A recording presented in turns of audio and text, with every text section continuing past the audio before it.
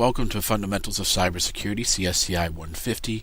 I'm your instructor, Peter Keurig. This is Chapter 10, Infrastructure Security. In this chapter, you will learn how to construct networks using different types of network devices, enhance security using security devices, enhance security using NAC and NAP methodologies, identify the different types of media used to carry network signals, describe the different types of storage media used to store information, use basic terminology associated with network functions related to information security, and describe the different types and uses of cloud computing. So when talking about infrastructure security, we're going to look at devices, networking, security devices, media, removable media, security concerns for transmission media, physical security concerns, and cloud computing. When we talk about devices, we talk about workstations. Workstations can be laptops, desktops, things of those sorts. Servers, your web servers, your file servers, your print servers, systems of that sort, any kind of system that provides a service to others on the network. And virtualization, we'll talk about the ability to create different systems in a virtual environment. So you might have multiple systems running on a single piece of hardware or just a number of centralized servers. So for example, most companies these days do not have a separate computer that is the domain controller and a separate server that is their print server and a separate server that is their web server. They're probably virtualizing each one of them. And as you guys have seen with using VirtualBox, you can turn your local host computer into multiple systems running at the same time. What's great about it is you can take snapshots. So for example, if you want to apply patches to a system and you're not sure how it's going to react, you take a snapshot before you apply it, and if there's problems, you can roll it back. It allows you to test patch compatibility and things of that sort. It provides host availability and elasticity.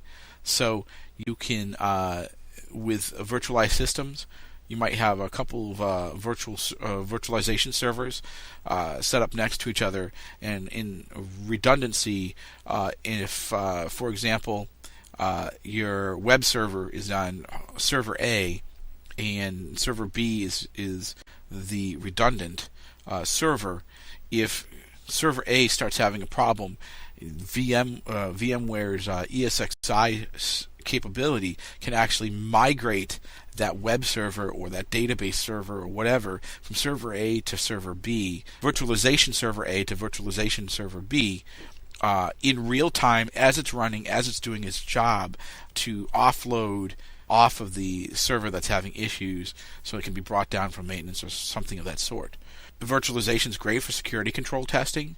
You can create virtual environments and test different security configurations and see how it affects your systems, as well as you can do what's called sandboxing, where, for example, if you think that a piece of software or a file attachment in an email has a virus in it, you can put it in a virtualized system with the external networking capability turned off of it, and execute it to see what happens with it. And you can observe changes within the system. That's called sandboxing. It's basically going into play in an environment where the virus or the malware can't get out. Mobile devices, that's your phones and your tablets. Although tablets kind of fall in between both your workstation and your devices these days, as they become more and more computers themselves and not just a simple tool or a novelty. You get things like the Microsoft Surface computer, which is basically it's a tablet with a keyboard that are being used to replace workstations and laptops. So your security devices such as IDS, firewalls, things of that sort, network attached storage, and then removable storage.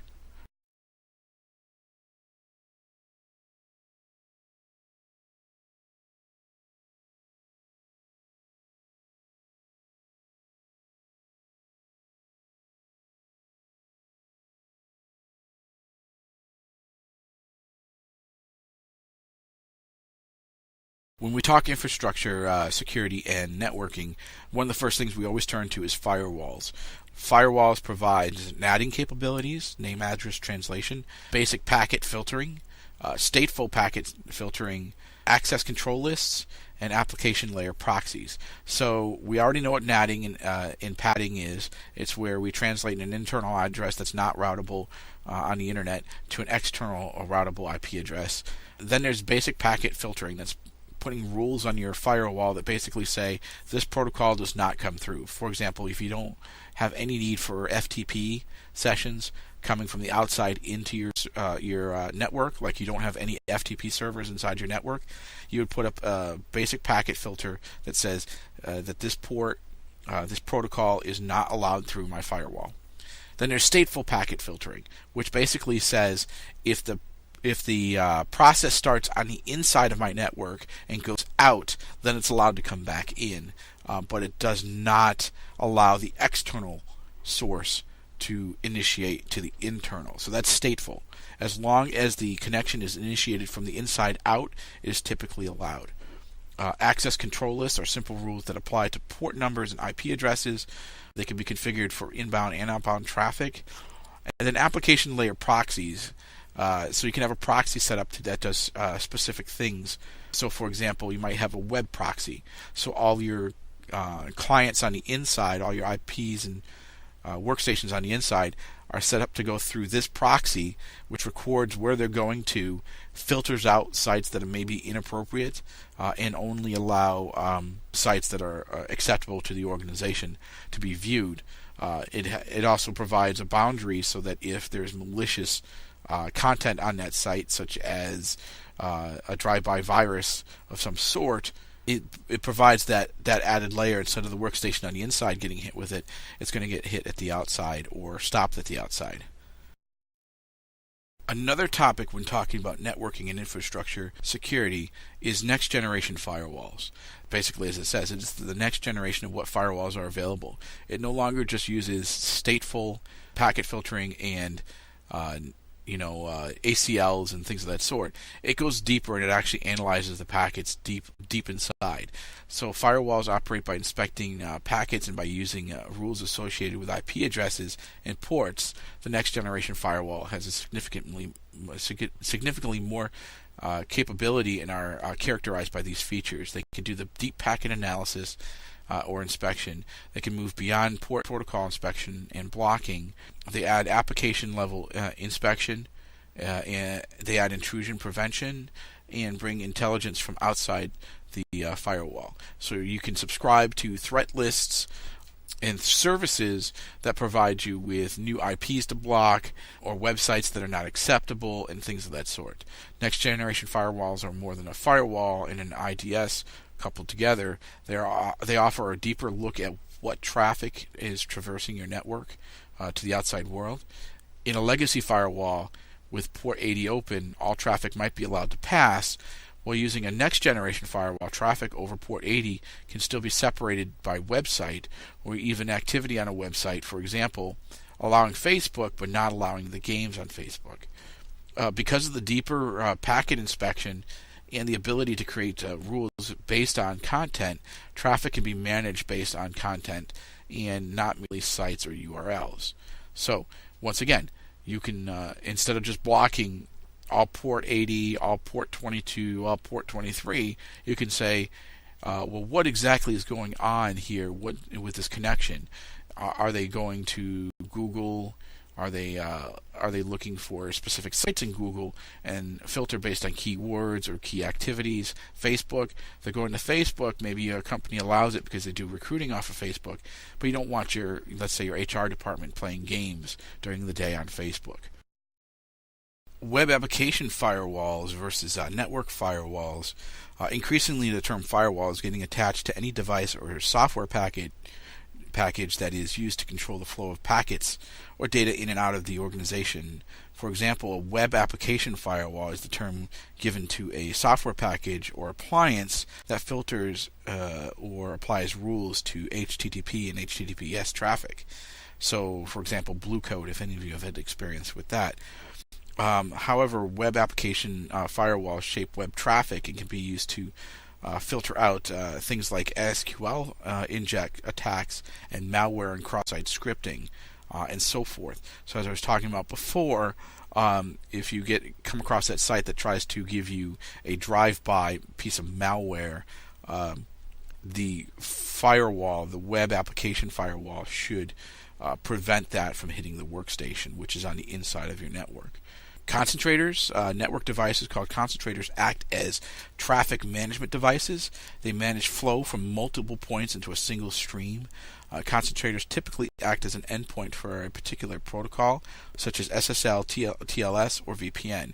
So I know most of the time I see concentrators, I mostly see them for VPN, for organizations that have allow their employees to VPN into their network, or have multiple branches VPNing into their central network. Wireless devices, they bring additional security concerns. Things such as the WEP wireless call has been cracked already. WPA is currently the one that's being used. If you're using WEP or WEP, stop and change over to WPA. Modems are there's different types of modems, but basically it changes how communication is sent down wire, usually from digital to analog, and analog back to digital. So, for example, in the old days, I had a 300 baud modem from one of my first computers. So my computer, which operated in digital, would then send acoustical sounds down a phone wire to another modem, which would interpret the acoustical sound back into digital for the computer on the other end. And the same thing happens with your cable modem. Your cable modem translates your digital signal into whatever the modulation is on your cable wire to your cable company. So it mixes in the communication or the packets along with the rest of the cable information, your TV channels, or if you get phone service, whatever, it sends it down that same wire with all of them by modulating it into the signal that's on that wire. Telephony, things such as private branch exchanges, are local phone systems within your company. So if you've ever been any place that has more than one phone within the organization, you've seen something that has a private branch exchange.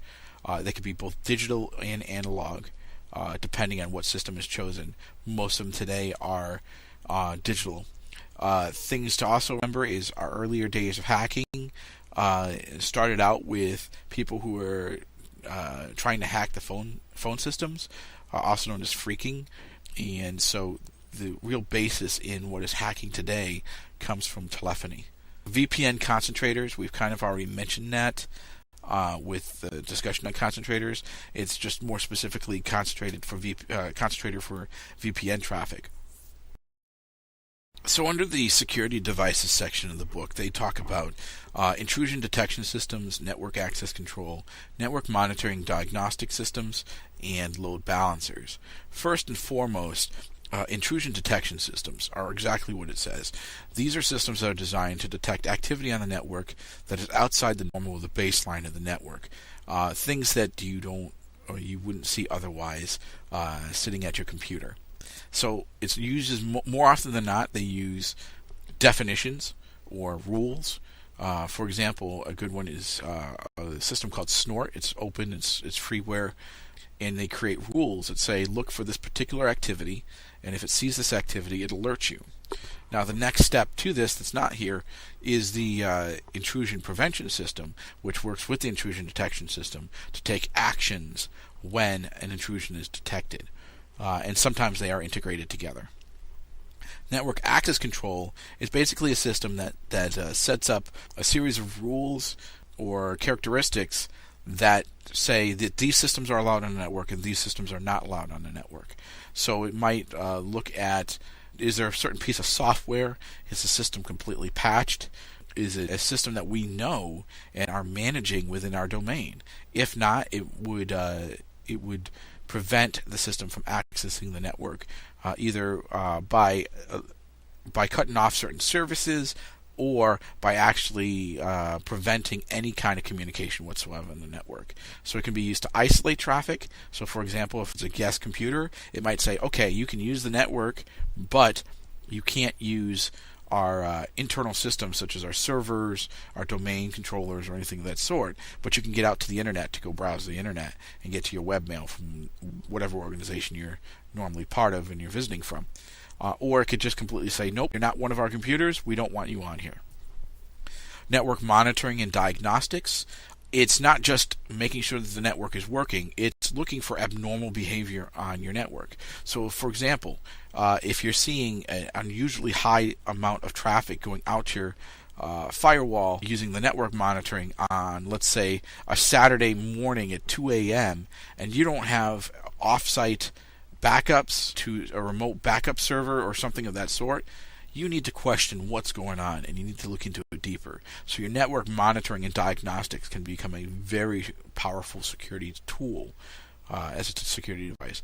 And then load balancers. When a system is being overrun by too much activity, it can offset some of the load to another system or another network, depending on what specifically the load balancer is supporting.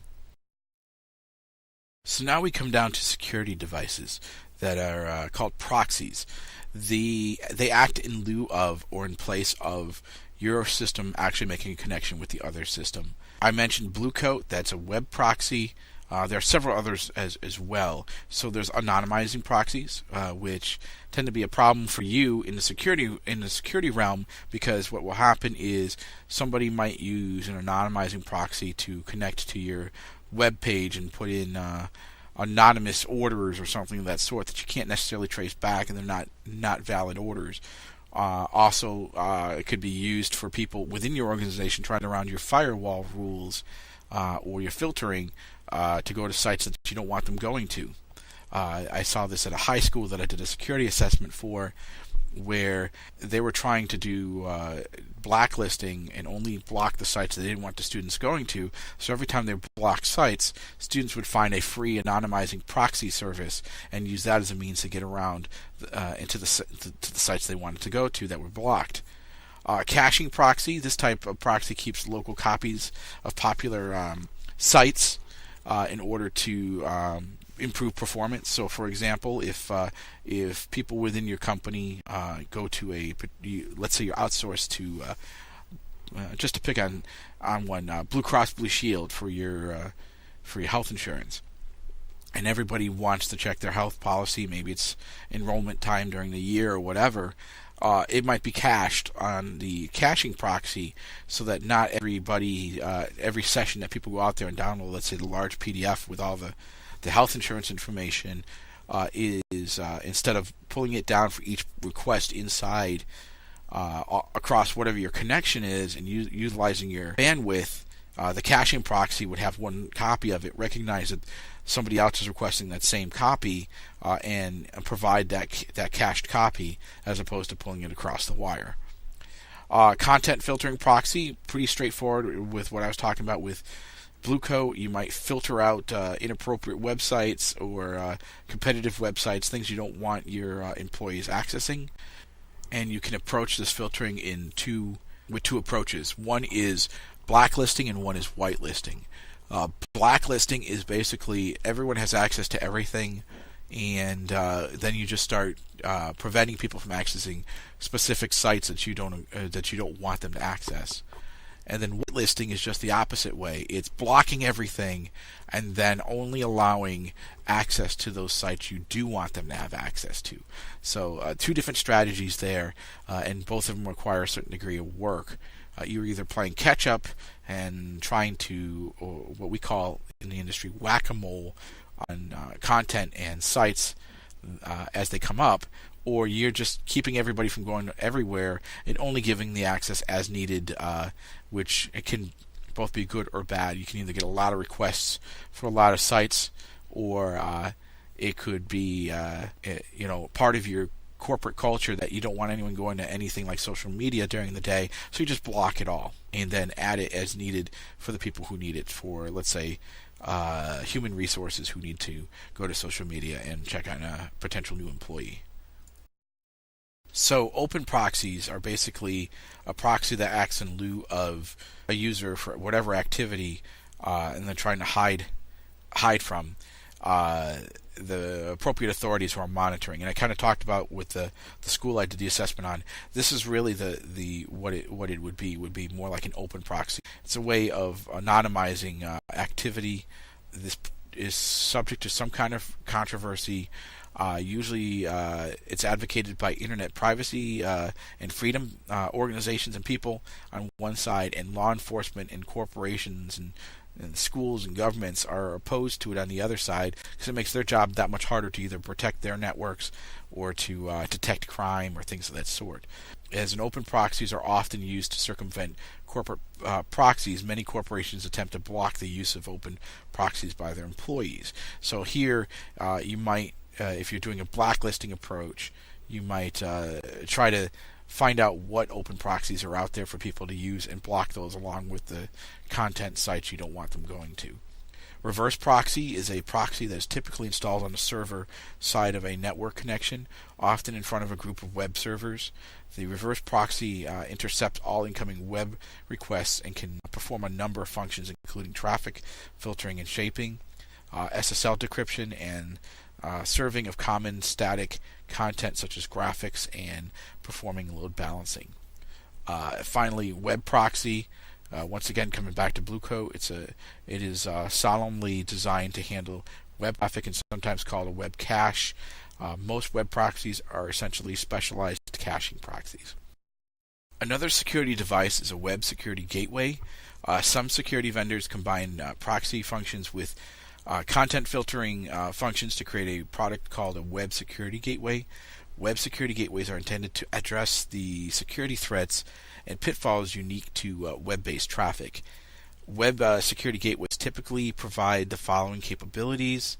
They typically provide real-time malware protection, provide content monitoring, productivity monitoring, and data protection and compliance. So, protects you from those drive-by malware on sites or adware, things of that sort. You see a lot of that, especially around Black Friday. I see a lot of adware that's infected with malware.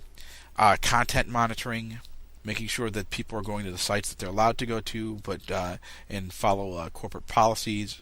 Productivity monitoring, making sure that the people who are going to certain sites have a need to go to that site and it's productive. It's not just somebody leisurely browsing, maybe shopping on eBay or something of that sort. And then data protection and compliance goes back to with data loss prevention, is the information that's going out our door authorized to go out the door? Is somebody emailing a list of social security numbers for my employees to somebody that it shouldn't be receiving it, or credit card numbers, or things of that sort? So it prevents data loss. So as we discussed on the web security gateway, that was a device that could do content filtering and data loss prevention. You can actually get devices that are specific to doing that as well.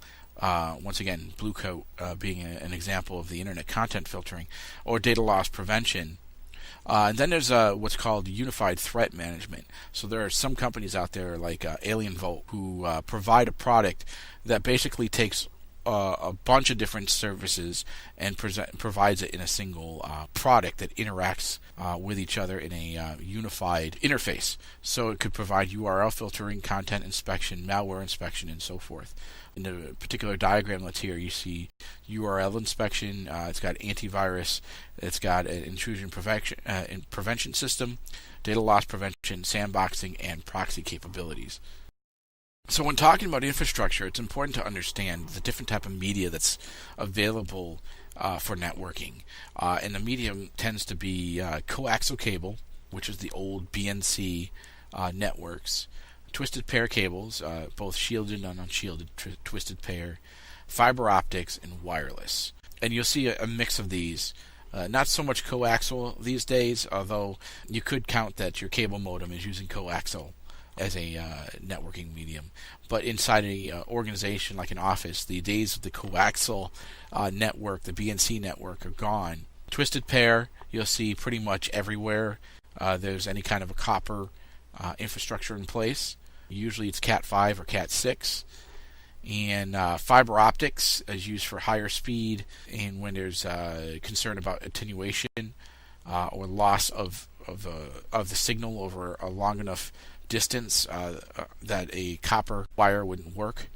And then wireless is obviously so you don't have to have the cabling in place, and people can move more freely about to get their wireless connection. So unguided media, it's basically electromagnetic waves that are used to transmit or convey signals across an area. So it could be radio waves or something of that sort. Let's start with infrared. It's actually a band of the electromagnetic spectrum that uses red outside of visible light. It's used often by your remote controls for TV, but there are some wireless capabilities used in networks that uses infrared. It does not have a lot of bandwidth, so it's not common today. RF and microwave, it's the use of radio frequency waves to carry communications that goes back to the beginning of the 20th century. RF waves have a common method of communicating in the wireless world. It uses frequencies more often than not with special characteristics. The term microwave has to do more with the specific portion of the RF spectrum that it's in. There's also millimeter wave, which is very similar to microwave communications. It's used often for point-to-point communication and installed by network providers to carry communications over a long distance and rough terrain. So you'll see the microwave dishes up on, let's say, transmission towers on mountaintops or on top of buildings. They're the round and with either flat or bulbous front to it on those towers. There are numerous radio-based alternatives for carrying network traffic. Most commonly, they're found in Wi-Fi, WiMAX, and systems of those sorts. When talking infrastructure and removable media, there's three basic types: magnetic, optical, and electronic media. Magnetic is pretty straightforward. It's your hard drives, your disks, and your tapes. There are still places out there that do backups on tapes. Diskettes, they might have legacy data on disks someplace, things of that sort. Optical media, once again, pretty straightforward. Most of you've all seen this. CDs and DVDs or Blu-ray discs. It's just basically a disc that has been written to that allow a laser to read the data off of it.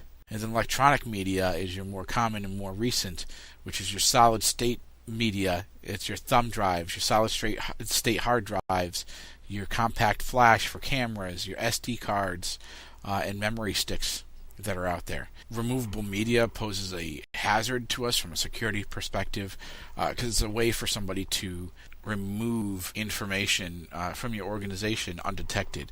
So a good example would be the Private Manning case, where he took a CD-ROM and burned information off a classified network onto the CD while he was at work, and was able to take it out without anybody knowing that he had removed that information, and it leaked the information to WikiLeaks.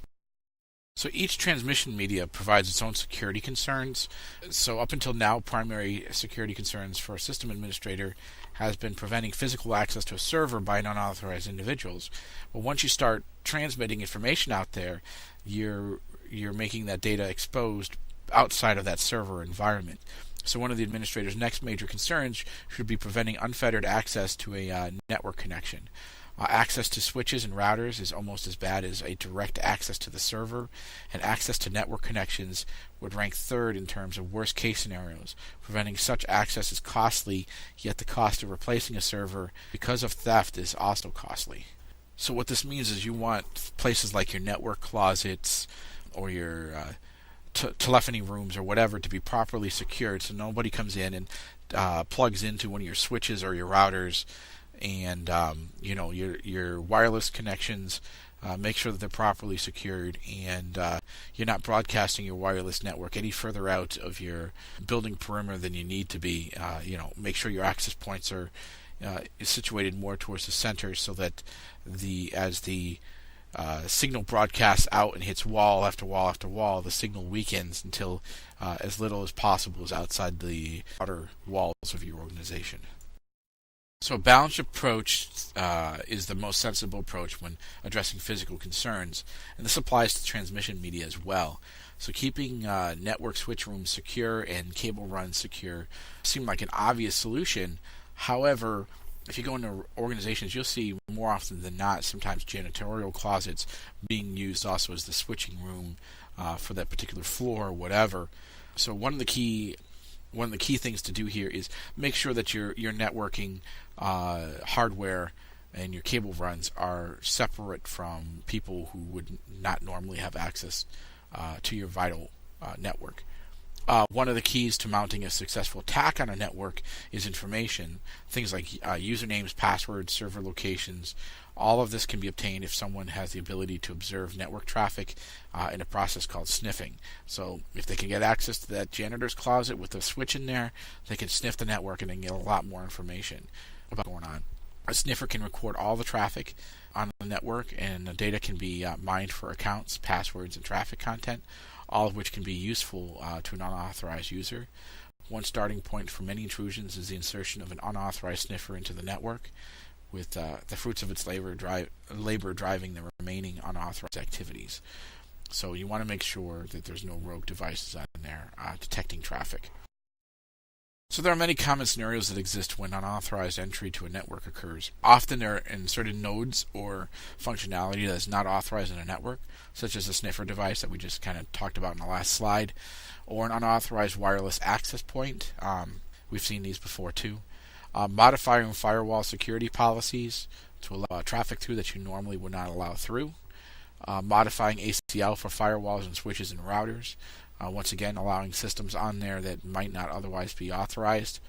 And then modifying network devices to echo traffic to an external node. So it might make it easier for them to do sniffing externally or take control of a system by echoing the traffic. A good example of this would be the Land Turtle product that I think I mentioned in a previous chapter, which you could plug in. It looks like a networking USB dongle on any computer just sitting there, and it pretends to be a wireless or a wired interface to the network. In the meantime, what it's really doing is it's capturing traffic and sending it out through a VPN out through the firewall to an external system that allows you to capture network traffic remotely. Finally, in this chapter, we're going to look at cloud computing. There's private cloud computing, there's public, hybrid, and community. Private is, as it says, you set up your own cloud computing within your organization. So you might have multiple divisions within your company or multiple subsidiaries that are using cloud capabilities that you've set up yourself, but you don't offer as a service outside of your corporate structure. Public is like Amazon, where you basically pay for the service, or if it's free, it's free. But somebody's providing to anybody who wants it the capability to cloud computing. Hybrid is a mix between the two, so you might have an organization that provides some cloud computing internally through private cloud computing, and then gets some of its cloud computing capabilities externally as well through services such as Amazon. And then community might be a group of organizations that come together and develop their own cloud computing. I've seen this in the military. Branches are coming together and creating cloud capabilities there. You might have universities coming together. I know there's the Mass Cloud Computing Initiative going on in Massachusetts, which is being sponsored by a couple of universities, and it's got a state grant which allows multiple research universities within the state to share computing resources through a data center they're building. I believe it's in Holyoke, Massachusetts. It allows them to do cloud computing that way and share resources.